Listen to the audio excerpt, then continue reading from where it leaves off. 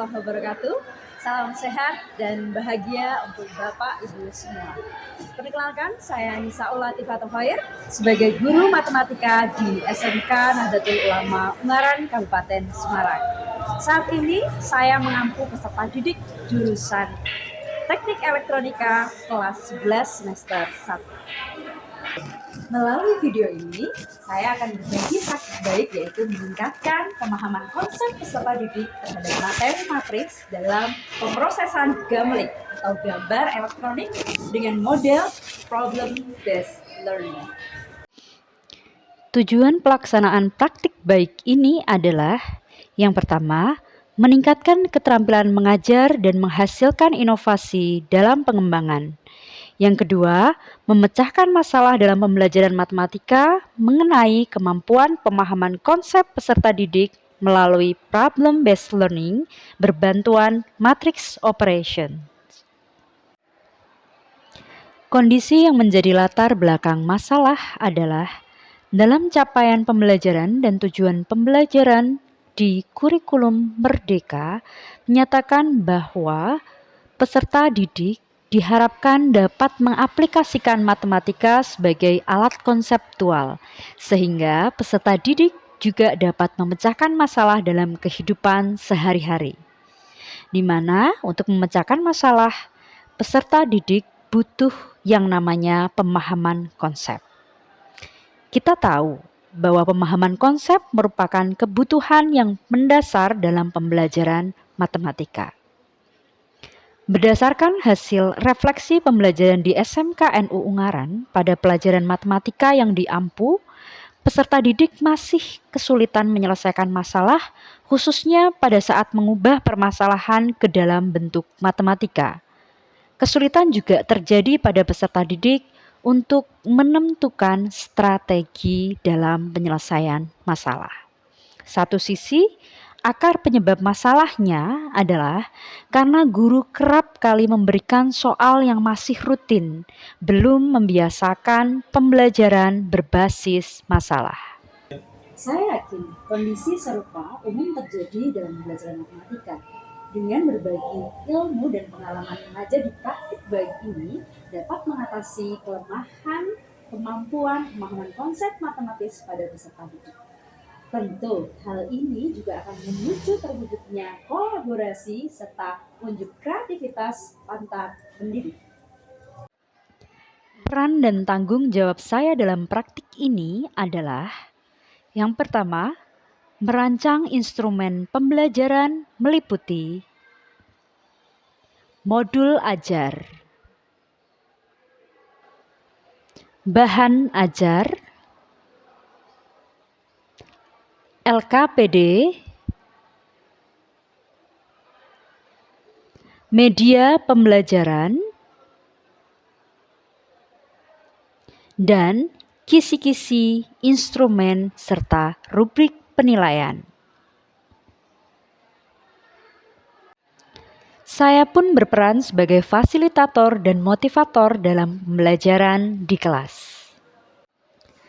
Pada pembelajaran ini, menggunakan pendekatan student center, metode pembelajaran diskusi, tanya jawab, dan drill, model problem-based learning.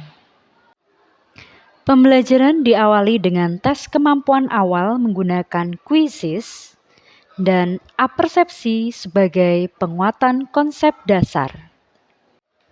Pertanyaan pemantik yang digunakan mengenai recolor pada gambar.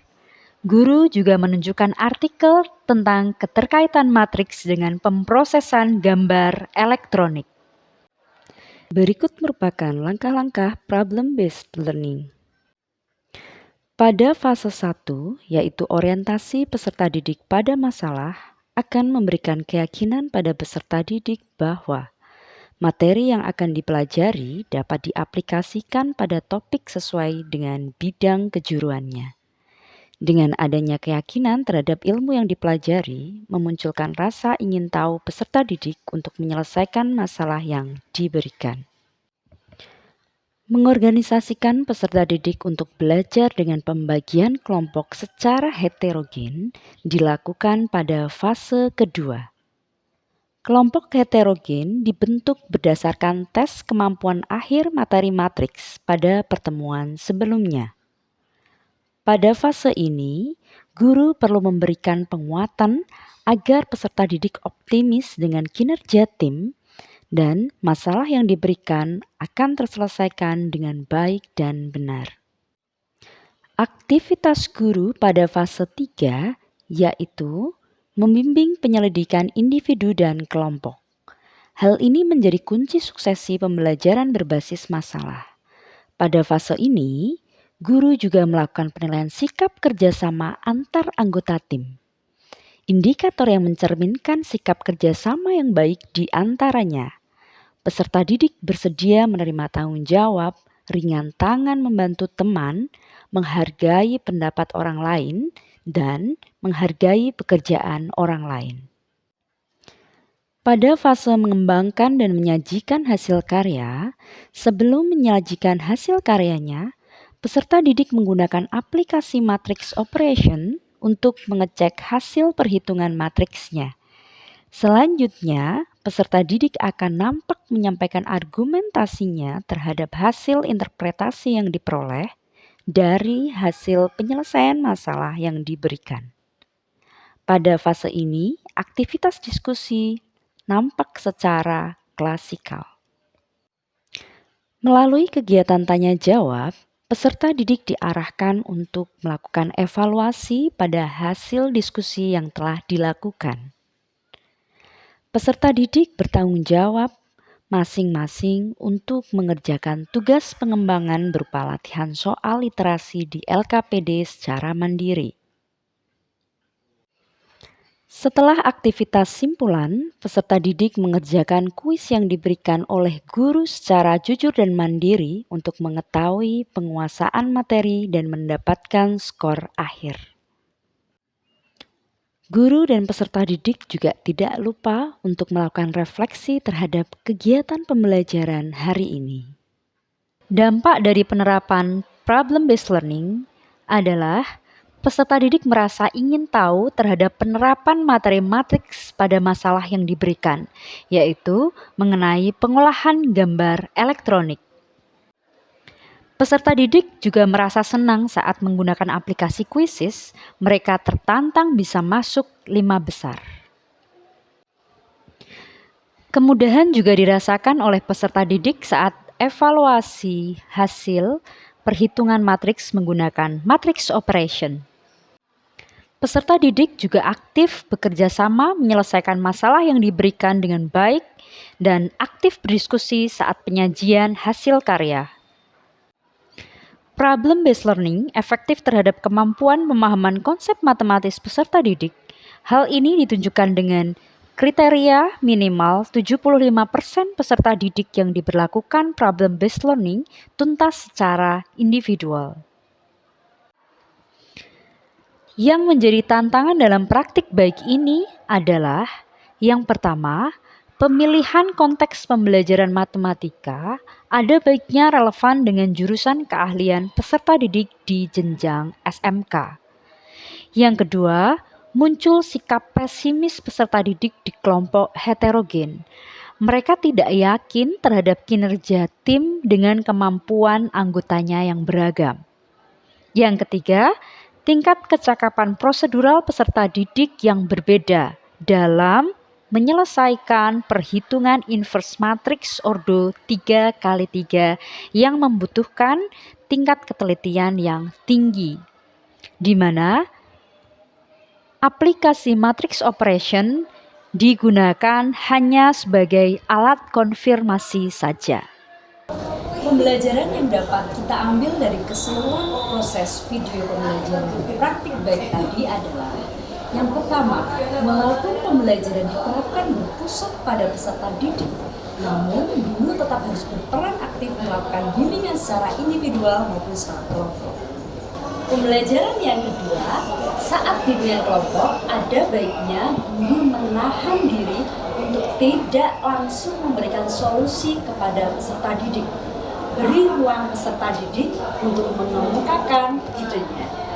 Dalam pelaksanaan pembelajaran, guru perlu keterampilan dan kreativitas untuk mengatasi kendala berupa sarana prasarana maupun meyakinkan peserta didik untuk dapat menyelesaikan masalah yang disajikan. Dan yang terpenting, karena model problem based learning ini memfasilitasi kemampuan pemahaman konsep pada peserta didik pada tahap mengaplikasikan materi, maka pemahaman, penyerapan, penguasaan pada materi perlu dilakukan Bapak Ibu Guru pada pertemuan sebelumnya. Semoga bermanfaat dan semangat terus untuk guru baik di seluruh penjuru negeri. Wassalamualaikum warahmatullahi wabarakatuh. Sebagai anak elektro, saya jadi tahu kalau matriks bisa diaplikasikan di gambar elektronik. Seru sih, bisa diskusi sama teman, dikasih tes juga dalam bentuk game, jadi ada rating-ratingnya. Juga dikasih kesempatan ngomong, presentasi di depan. Sama kemarin juga boleh tanya-tanya gitu lah sama gurunya. Dari soal yang dikasih jadi ngerti soal matriks. Seru sih, tertantang karena masuk 5 besar saat tes pakai puisi. Karena diskusi timnya itu nggak itu terus, dikasih LKPD, jadi paham sih alur belajarnya gimana. Selain itu, belajar hal baru ternyata matriks ada kaitannya sama elektronik. Terus ternyata ada aplikasi buat penghitung matriks, yaitu matrix operation. Assalamualaikum warahmatullahi wabarakatuh. Baik, saya Wahyu Haji Nugroho ingin untuk memberikan beberapa informasi yang sudah saya lihat dari pembelajaran yang disampaikan oleh Bung Saul, yang mana tadi saya sudah melihatnya bahwasanya pembelajarannya baik yang kreatif, terpantaunya kreatif, karena kan memang pada dasarnya di pembelajaran tersebut di jurusan TE itu memang membutuhkan yang namanya gambar elektronik, atau ketika memang di suatu layar televisi contohnya itu kan memang memerlukan untuk menghidupkan dari titik-titik pencahayaannya, dan itu memang perumusannya menggunakan matematika gitu. Dan lalu memang peserta didiknya juga tadi sempat aktif juga, bukan sempat ya, tapi memang sudah aktif karena memang ada keaktifan dari tanya jawab yang memang sudah dilakukan juga gitu. Dan tadi memang diawali adanya peserta didik sedikit mengantuk beberapa itu, tapi sudah bisa opsional, maksud saya sudah bisa terkondisi karena memang tadi juga sudah sempat ada ICT. Jadi peserta didik mencoba untuk kembali lagi untuk aktif. Dan media pembelajarannya juga sudah berbasis IT karena tadi menggunakan aplikasi Quizizz untuk quiz-quiznya yang memang untuk menguji potensi dari siswanya seperti itu, dan aplikasi dari Matrix.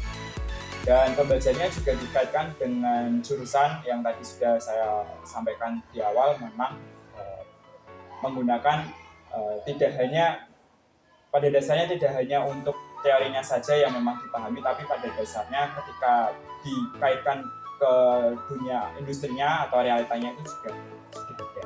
Ya, mungkin saya sampaikannya kurang lebih seperti itu. Kurang lebihnya mohon maaf. Wassalamualaikum warahmatullahi wabarakatuh.